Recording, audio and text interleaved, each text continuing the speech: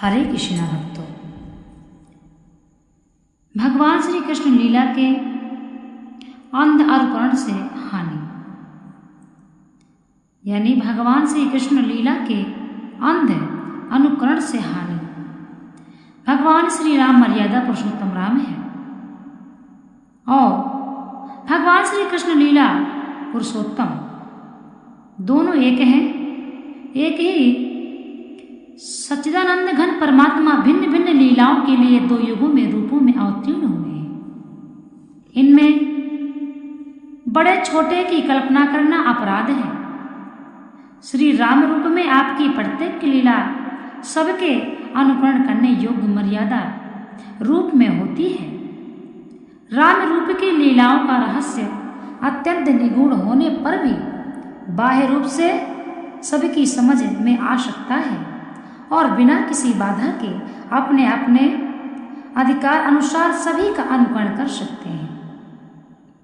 वह सीधा राजमार्ग है, परंतु भगवान श्री कृष्ण रूप की गई लीलाएं बाहर भीतर दोनों ही प्रकार से निगूढ़ और रहस्यमय हैं। इनका समझना अत्यंत कठिन है और बिना समझे अनुकरण करना तो हलाहल विष पीना है।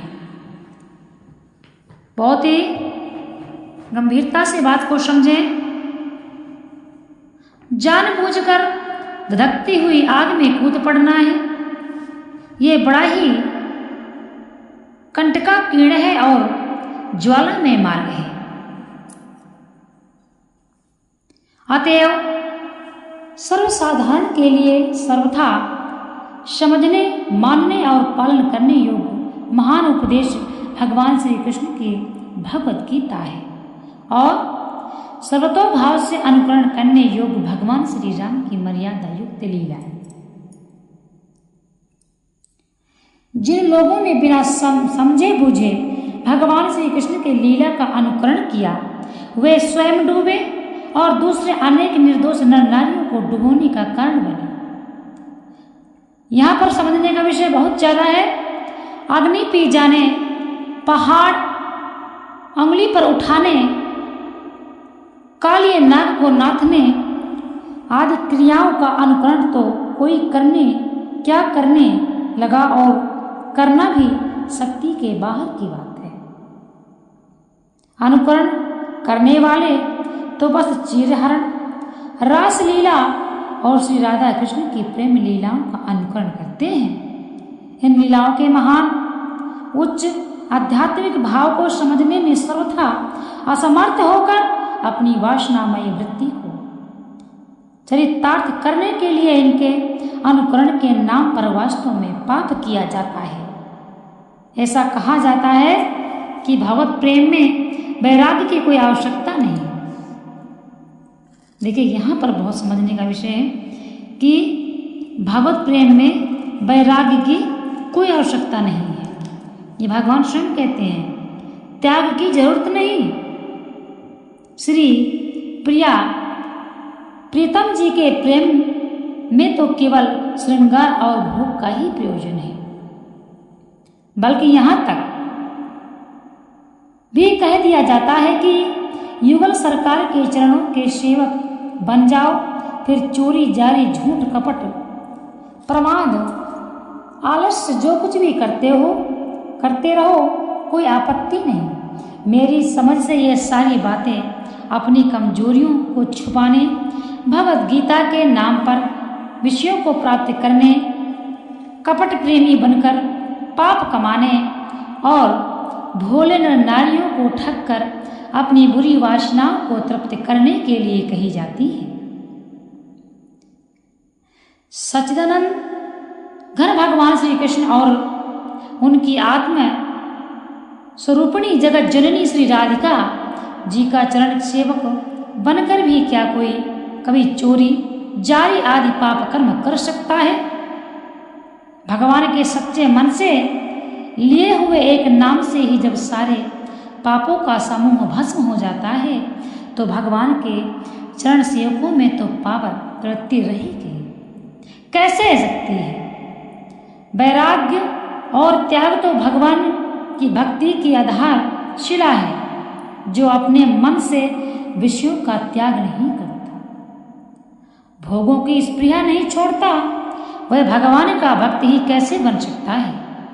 भक्त को तो अपना सर्वस्व लोक परलोक और मोक्ष तक भगवान के चरणों पर निछावर कर सर्वथा अकिंचन बन जाना पड़ता है।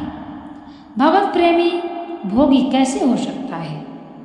अतएव जो भगवत प्रेम के नाम पर भोग का उपदेश करते हैं, उनसे और उनके उपदेशों से सदा सावधान रहना चाहिए। दुख की बात है कि श्रीमद्भागवत गीता की रास पंचअध्यायी का भ्रांत अनुकरण करने का जाकर काम वासना से स्त्रियों से मिलने जुलने में तो कोई आपत्ति नहीं मानी जाती। यहाँ तक भगवान की लीला अनुकरण का नाम लिया जाता है, परंतु उस श्रीमद्भागवत के स्त्रीणाम, देखिए इसमें हम आपको हिंदी में समझाएंगे भगवान क्या कहते हैं।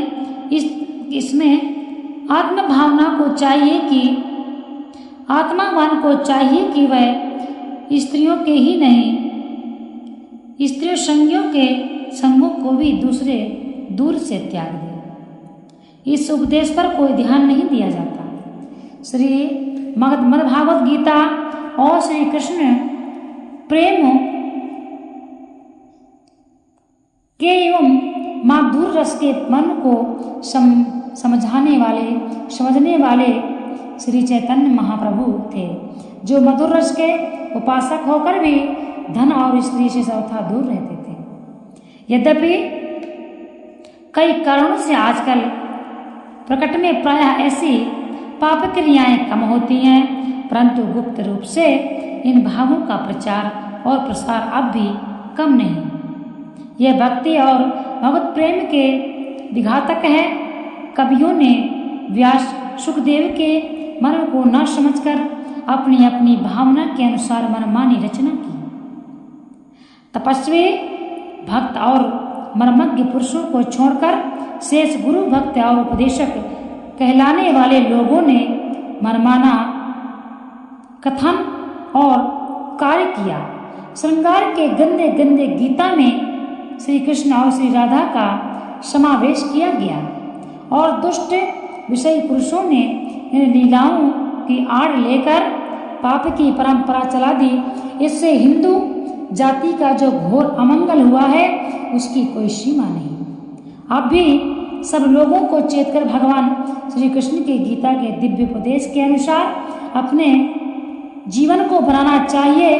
भगवान के इन शब्दों को सर्वथा याद रखना चाहिए। काम, क्रोध और लोभ। काम, क्रोध और लोभ ये तीन नरक के दरवाजे और आत्मा को अधोगति में ले जाने वाले हैं। इसलिए इन तीनों का सर्वथा त्याग कर देना चाहिए। हम इसीलिए कहते हैं कि आप सभी श्रीमद्भागवत गीता अवश्य पढ़ें।